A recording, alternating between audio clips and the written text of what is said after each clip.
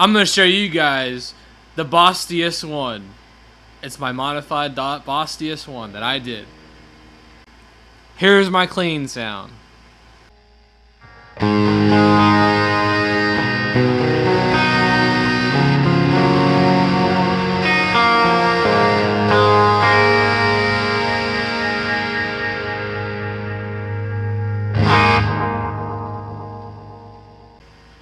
Here's the dirty sound.